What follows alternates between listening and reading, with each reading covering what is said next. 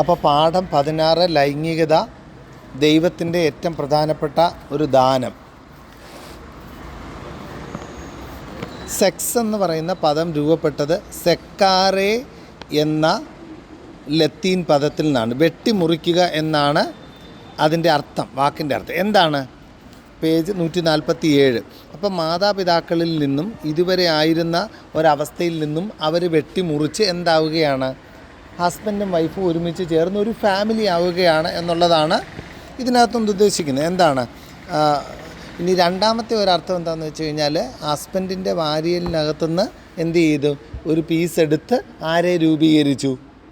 സ്ത്രീയെ രൂപീകരിച്ചു എന്നുള്ള ഒരു ബിബ്ലിക്കൽ കൊണോട്ടേഷനകത്തു നിന്നാണ് ഈ ഒരു സാധനം വരുന്നത് കേട്ടോ.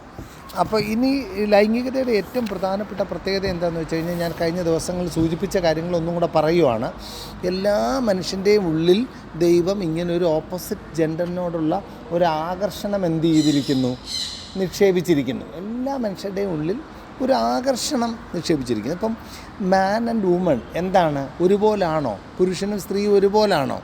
അല്ല, ഇത് കോംപ്ലിമെൻ്ററിയാണ്. പുരുഷനും സ്ത്രീയും കൂടെ ഒന്നിച്ച് ചേരുമ്പോഴേ ഒരു ഫുൾനെസ് എന്ത് ചെയ്യത്തുള്ളൂ, ഉണ്ടാവത്തുള്ളൂ. അപ്പോൾ ഉദാഹരണം പറഞ്ഞു കഴിഞ്ഞാൽ, പുരുഷൻ എന്താണ്? ഭയങ്കര ധൈര്യത്തിൻ്റെ ആളാണ്. സ്ത്രീയോ ഭയങ്കര സ്നേഹത്തിൻ്റെ ആളാണ്. മനസ്സിലാവുന്നില്ലേ? പുരുഷനാണ് ഒരു സമയത്ത് ഒരു ജോലിയെ ചെയ്യാൻ പറ്റും. സ്ത്രീകൾക്കോ ഒരു സമയത്ത് പല കാര്യങ്ങൾ ചെയ്യും. അവർ അടുക്കളയിലെ കാര്യവും നോക്കും, കുഞ്ഞിൻ്റെ കാര്യവും ശ്രദ്ധിക്കും, ഹസ്ബൻഡിനെ ഓഫീസിലോട്ട് വിടാനുള്ള കാര്യവും നോക്കും, പ്രായമായ അപ്പച്ചന് മരുന്ന് കൊടുക്കുന്ന കാര്യവും എന്ത് ചെയ്യും? ശ്രദ്ധിക്കും. മൾട്ടിപ്പിൾ കാര്യങ്ങൾ ഒരുമിച്ച് ശ്രദ്ധിക്കും. ഇപ്പം men are from Mars, women are from Venus എന്നുള്ള വേൾഡ് ഫേമസ് ആയിട്ടുള്ള പുസ്തകമുണ്ട്. കാരണം പുരുഷന്മാരുടെ സ്വഭാവം വ്യത്യാസമാണ്, സ്ത്രീകളുടെ സ്വഭാവം എന്താണ്? വ്യത്യസ്തമാണ്. ഭയങ്കര പവർഫുൾ, കൂട്ടത്തിൽ പവർഫുൾ ആരാ? പുരുഷനാണോ സ്ത്രീയാണോ? ആക്ച്വലി കുറച്ചും കൂടെ പവർഫുൾ ആരാണ്? സ്ത്രീകളാണ്. പുരുഷനെ സംബന്ധിച്ചിടത്തോളം മസിൽ പവറുണ്ട്, പക്ഷേ വിൽ പവറും സഹനം ഏറ്റെടുക്കാനുള്ള കഴിവും അങ്ങനെയുള്ള വലിയ ശക്തികളെല്ലാം കൂടുതൽ ആർക്ക് തന്നെയാണ്? സ്ത്രീകൾക്കാണ്, പുരുഷന്മാർക്കല്ല. അതുകൊണ്ട് കൂടുതൽ പവർഫുള്ളായിട്ടുള്ള ആളുകൾ ആക്ച്വലി സ്ത്രീകളാണ്. അതുകൊണ്ടാണ് പറയുന്നത്, സാധാരണ ഒരു സ്ത്രീ ഒരു കുഞ്ഞിനെ പ്രസവിച്ചു കഴിഞ്ഞാൽ വീണ്ടും ഒരു കുഞ്ഞിനെയും കൂടെ എന്ത് ചെയ്യും? പ്രസവിക്കുക. അപ്പോൾ പുരുഷന്മാരെ പറ്റി പറയാറുണ്ട്, പുരുഷന്മാരായിരുന്നു പ്രസവിക്കുന്നതെന്നുണ്ടെങ്കിൽ എല്ലാ വീട്ടിലും എത്ര കുഞ്ഞുങ്ങളെ കാണത്തുള്ളായിരുന്നു? ഒറ്റ കുഞ്ഞേ കാണത്തുള്ള. കാരണം എന്ന് വെച്ചാൽ ആ സഹനം പിന്നെടുക്കാൻ ആരെക്കൊണ്ട് പറ്റത്തില്ല? പുരുഷനെ കൊണ്ട് പറ്റത്തില്ല. പക്ഷേ സ്ത്രീകൾ എന്ത് ചെയ്യും?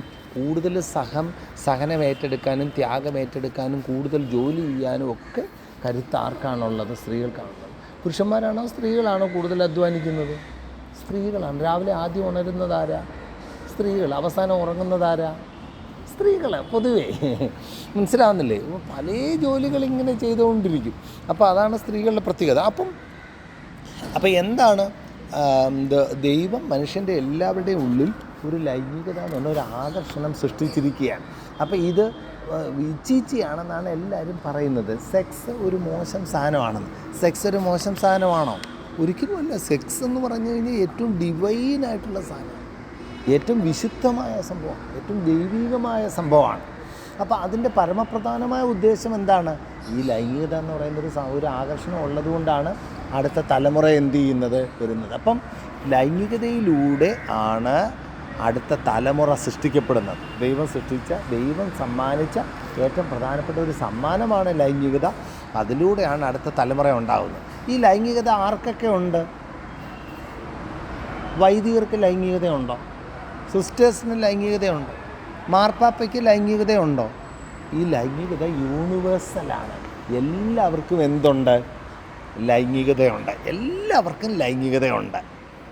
കുറച്ച് പേർക്ക് മാത്രമല്ല, വൈദികർക്കും സിസ്റ്റേഴ്സിനും എല്ലാവർക്കും എന്തുണ്ട്? ലൈംഗികതയുണ്ട്.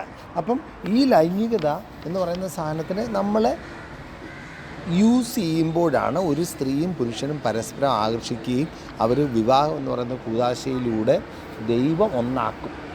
ലൈംഗികത എന്ന് പറയുന്ന ഈ വിവാഹം എന്ന് പറയുന്ന കൂദാശയ്ക്കകത്ത് എത്ര പേരാണ് ഉള്ളത്? 2 പേരാണോ? അല്ല, 3 പേരാണ്. ദൈവമാണ് നടുക്ക്, വലത്തെ സൈഡിൽ പുരുഷനും ഇടത്തെ സൈഡിൽ സ്ത്രീയും. അങ്ങനെ 3 പേര് ചേർന്ന ഒരു കൂദാശയാണ് ഏത്? വിശുദ്ധ വിവാഹ കൂദാശ. അത് ആ വിശുദ്ധ വിവാഹം എന്ന കൂദാശയിലൂടെയാണ് ഒരു പുരുഷനും സ്ത്രീയും ലൈംഗികതയിലോട്ട് പ്രവേശിക്കുന്നത്. അത് ദൈവത്തിൻ്റെ വലിയൊരു ദാനമാണ്. അത് എല്ലായിടത്തും പോയി പ്രയോഗിക്കേണ്ട സാധനമല്ല. ലൈംഗികത എന്ന് പറഞ്ഞു കഴിഞ്ഞാൽ ദൈവം വിശദീകരിച്ച ഒരു കുടുംബത്തിൽ പ്രാവർത്തികമാക്കേണ്ട ഒരു സംഭവമാണ് എന്ത്? ലൈംഗികത. വളരെ ഇമ്പോർട്ടൻ്റ് ആയിട്ടുള്ള കാര്യം. അതുകൊണ്ട് ഇതിനെപ്പറ്റി നാണിക്കാനില്ല. ദൈവം പുരുഷനെ മാത്രം സൃഷ്ടിച്ചു കഴിഞ്ഞപ്പോഴത്തേക്ക് മനസ്സിലായി പുരുഷൻ എന്താണ്? ഇൻകംപ്ലീറ്റ് ആണ്, എന്തോ ഒരു അപാകത. പുരുഷൻ എന്ത് ചെയ്തു? ഈ മൃഗങ്ങളെ എല്ലാം നോക്കി, എന്നിട്ട് അവൻ എന്ത് ചെയ്യുന്നില്ല? അവരോടൊന്നും അത്ര അങ്ങോട്ട് കൂട്ടുകൂടാൻ തോന്നുന്നില്ല. ഒരു ഇൻകംപ്ലീറ്റ്നെസ് പുരുഷന് ഫീൽ ചെയ്യുവാണ്. അപ്പോഴാണ് ദൈവം എന്ത് ചെയ്തത്? സ്ത്രീയെ സൃഷ്ടിച്ചു കൊടുത്തത്. പുരുഷനിൽ നിന്ന് തന്നെ ഒരു വാരിയിലെടുത്ത് സ്ത്രീ. അതുകൊണ്ടാണ് ഈ വെട്ടിമുറിക്കുക എന്ന് പറയുന്ന ഒരു വാക്കിനകത്ത് നിന്ന് എന്ത് ചെയ്യുന്നത്? ഈ സെക്സ് എന്ന് പറയുന്ന സാധനത്തിനകത്തോട്ട് വരുന്നത് കേട്ടോ. സെക്കാരെ, വെട്ടിമുറിക്കുക എന്ന് പറയുന്ന പദത്തിനകത്തു നിന്നാണ് വരുന്നത്. എന്നിട്ട് ദൈവം എന്തോ പറഞ്ഞു? ഈ അപ്പനെയും അമ്മയും വിട്ട് നിങ്ങൾ എന്ത് ചെയ്യണം? ഒന്നാവണം. അപ്പോൾ വിവാഹത്തിലെ ഒരു പ്രധാനപ്പെട്ട പരിപാടിയാണ് എന്ത്? അപ്പനെയും അമ്മയും എന്ത് ചെയ്യുക? വിടുക, എന്നിട്ട് ഇവരൊന്നാവുക. അപ്പം അപ്പനെ അമ്മയെ അങ്ങ് വിട്ട് കളഞ്ഞ് വേറൊരു വീട്ടിൽ പോയി താമസിക്കുന്നതാണോ അർത്ഥം? അല്ല. വേറെ വീട്ടിൽ പോയി താമസിക്കുന്നതിനകത്ത് തെറ്റൊന്നുമില്ല. പക്ഷേ അപ്പനെയും അമ്മയും വിടുക എന്ന് പറഞ്ഞാൽ ഇത്രയും നാളൊരു പെൺകുട്ടി എപ്പോഴും ആരുടെ അടുത്ത് അഭിപ്രായം ചോദിക്കുന്നത്? അപ്പൻ്റെ അടുത്തും അമ്മയുടെ അടുത്തും. പക്ഷേ വിവാഹം എന്ന് പറയുന്നത് കൂതാശ കഴിയുമ്പോഴോ ഒരു പെൺകുട്ടി എന്താ പിന്നെ നോക്കുന്നത്? അവർ രണ്ടുപേരും കൂടെ ആലോചിക്കുന്നത്. അപ്പോൾ ഒരു സർക്കിളായിട്ട് നമുക്കിതിനെ കാണാം. ഒന്നാമത്തെ സർക്കിൾ എന്താണ്? ഈശോയും ഞാനും മാത്രം. അതാണ് ഒന്നാമത്തെ സർക്കിൾ. രണ്ടാമത്തെ സർക്കിൾ എന്താണ്? ഈശോയും ഞാനും എൻ്റെ പപ്പയും മമ്മിയും. ഇങ്ങനെയാണ് ഒരാളുടെ സർക്കിള്. മൂന്നാമത്തെ സർക്കിൾ എന്താണ്? ഈശോയും ഞാനും എൻ്റെ പപ്പയും മമ്മിയും എൻ്റെ സഹോദരങ്ങൾ. ഇങ്ങനെ ഒരാളുടെ സർക്കിൾ ഇരിക്കുന്നു. അപ്പോൾ പെട്ടെന്ന് കല്യാണം കഴിക്കുക. കല്യാണം കഴിച്ച് കഴിഞ്ഞപ്പോഴത്തേക്ക് എന്തോ മാറ്റം വരുന്നത്? ഈ സർക്കിൾ മാറുക. ഇപ്പോൾ ആരാ? ഒന്നാം സർക്കിളിൽ ആരൊക്കെയാണ്? ഞാനും ഈശോയും തന്നെ. രണ്ടാമത്തെ സർക്കിളിലോ ഞാനും ഈശോയും ഈശോ എനിക്ക് തന്ന ജീവിത പങ്കാളി. രണ്ടാമത്തെ സർക്കിള്. മൂന്നാമത്തെ സർക്കിളിലോട്ട് പോകുമ്പോഴോ ഞാനും എൻ്റെ ഈശോയും ഈശോ എനിക്ക് തന്ന എൻ്റെ ജീവിത പങ്കാളിയും ഞങ്ങൾക്ക് ഈശോ തന്ന മക്കളും. സർക്കിൾ മാറുന്നതുണ്ടോ? അടുത്ത സർക്കിളിൽ ആര് വരും? അപ്പനും അമ്മയും. മനസ്സിലായി? ഞാനും ഈശോയും ഈശോ എനിക്ക് തന്ന ജീവിത പങ്കാളിയും ഈശോ ഞങ്ങൾക്ക് തന്ന മക്കളും പിന്നെ അപ്പനും അമ്മയും. അങ്ങനെ സർക്കിൾ മാറുവാണ്. ഞാൻ പറഞ്ഞ് മനസ്സിലാവുന്നുണ്ടോ? അപ്പോൾ ദൈവികമായ ഒരു പദ്ധതിയാണിത്. അപ്പോൾ ഇതിനെപ്പറ്റി നാണിക്കാനൊന്നുമില്ല. ലൈംഗികതയുടെ ഏറ്റവും പ്രധാനപ്പെട്ട ലക്ഷ്യം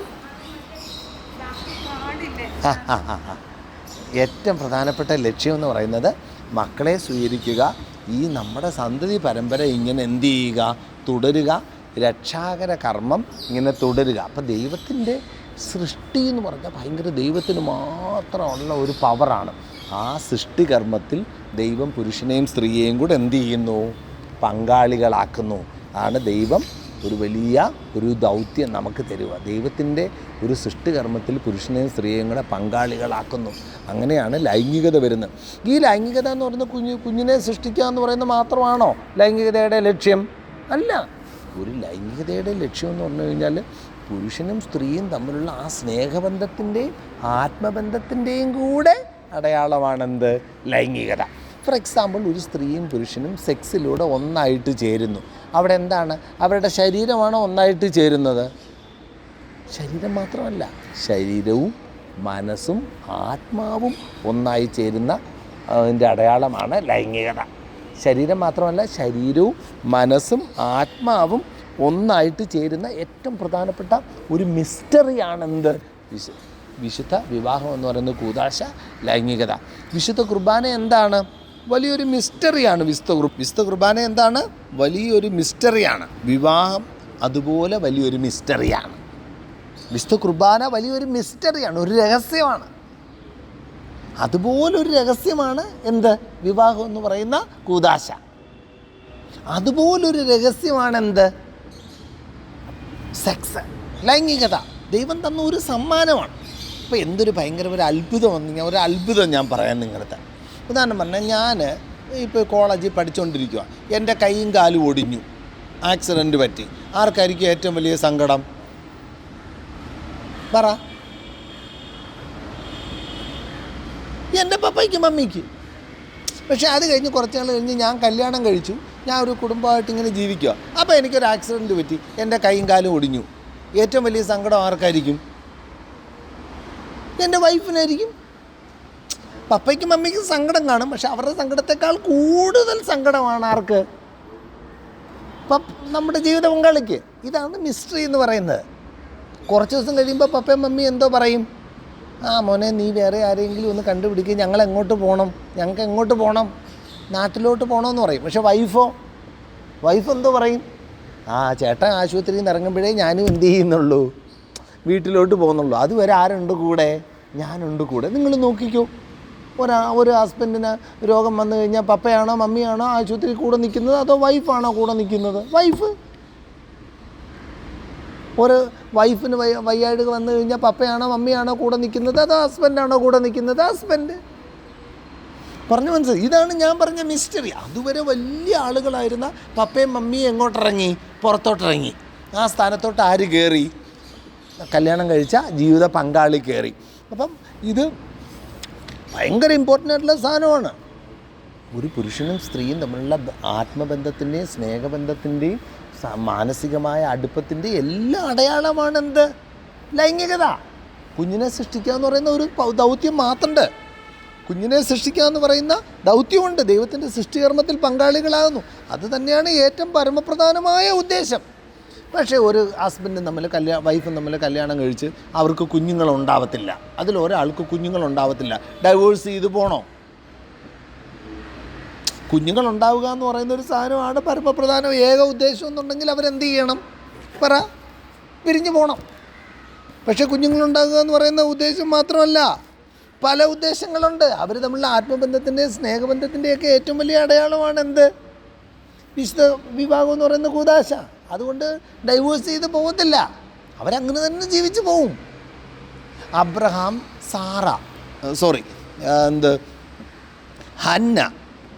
ഹന്ന പറയുവാണ്, എന്തുവാ, എനിക്ക് മക്കളില്ല എന്നിരുന്ന് കരയുക. അപ്പോൾ ഹന്നയുടെ കുഞ്ഞാണ് സാമുവൽ. അപ്പോൾ എൽക്കാന വന്ന് പറയുക, നിനക്ക് 1000 മക്കളെ പോലാണ് ആര്? ഞാൻ. നിനക്ക് 1000 മക്കളെ പോലാണ് ആര്? ഞാൻ, ഹസ്ബൻഡായ ഞാൻ. അതുകൊണ്ട് ആശ്വസിപ്പിച്ചു.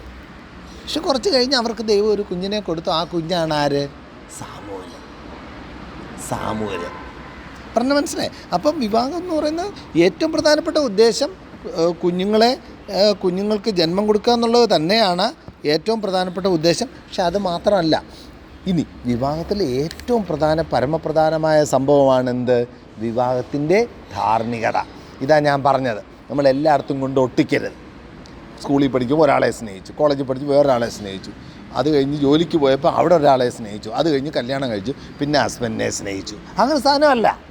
അപ്പം നമുക്ക് സ്കൂളിൽ പഠിക്കുന്ന സമയത്തും കോളേജിൽ പഠിക്കുന്ന സമയത്തും ജോലിക്ക് പോകുമ്പോഴും ഒക്കെ ആളുകളോട് എന്ത് തോന്നും? ഇഷ്ടം തോന്നും, സ്നേഹം തോന്നും, അവരെ കല്യാണം കഴിക്കാനൊക്കെ തോന്നും. പക്ഷേ ആ തോന്നലിനെ നമ്മൾ എന്ത് ചെയ്യുക? ദൈവത്തിൻ്റെ കയ്യിലോട്ട് സമർപ്പിക്കുക. എന്നിട്ട് നമ്മൾ പറയുക, ഈശോയെ, നീ എനിക്ക് വേണ്ടി ആത്യന്തികമായിട്ട് കണ്ടുപിടിച്ച് വെച്ചിരിക്കുന്ന കഥാപാത്രത്തിലോട്ട് എന്നെ നയിക്കണമേ എന്ന് പറയുന്ന ശക്തമായ ഒരു പ്രാർത്ഥന പ്രാർത്ഥിച്ചുകൊണ്ട് നമ്മൾ മെല്ലെ എന്ത് ചെയ്യുക? ഇങ്ങനെ മുന്നോട്ട് നീങ്ങുക. അങ്ങനെ മുന്നോട്ട് നീങ്ങി അവസാനം നമ്മൾ എന്ത് ചെയ്യും? അവസാനം നമ്മൾ ആ കഥാപാത്രത്തിനെ കണ്ടുപിടിച്ച് കല്യാണം കഴിച്ച് സ്നേഹിച്ച് ജീവിക്കും. അതുകൊണ്ട് വിവാഹത്തിലെ ധാർമ്മികത വളരെ ഇമ്പോർട്ടൻ്റാണ്. അതായത് നമ്മൾ 1 to 1 ആണ് മനുഷ്യൻ്റെ ലൈംഗികത. ആനിമൽസിന് അങ്ങനല്ല. ആനിമൽസിനെന്ന് പറഞ്ഞു കഴിഞ്ഞാൽ ദൈവം വിവേചനവും ഫാമിലിയും ഈ സ്വാതന്ത്ര്യവും റിഫ്ലക്റ്റീവ് തിങ്കിങ്ങും ഒന്നും കൊടുത്തിട്ടില്ല. ഇതൊക്കെ ഞാൻ ക്ലാസ്സിൽ പറഞ്ഞായതുകൊണ്ട് ഇങ്ങനെ പെട്ടെന്ന് പറഞ്ഞു പോകുന്നത് കേട്ടോ. റിഫ്ലക്റ്റീവ് തിങ്കിങ്, ചൂസിങ് പവറും ഒന്നും ആർക്ക് കൊടുത്തിട്ടില്ല? ആനിമൽസിന് കൊടുത്തിട്ടില്ല. ആനിമൽസ് അതിൻ്റെ ഒരു ഇൻസ്റ്റിങ്ക്റ്റ് അനുസരിച്ചാണ് എന്ത് ചെയ്യുന്നത്? ജീവിക്കുന്നത്. അപ്പോൾ ഒരു പട്ടിക്കുട്ടിയെ പ്രസവിച്ചു. ആ പട്ടിക്കുട്ടി വളർന്ന് വലിയൊരു പട്ടിയായി.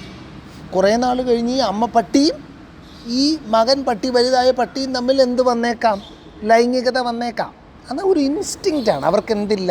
ഇത് അമ്മയാണ്, ഞാൻ കുഞ്ഞാണ് എന്ന് പറയുന്ന ധാർമ്മികതയൊന്നും ആർക്കില്ല? പട്ടിക്കില്ല.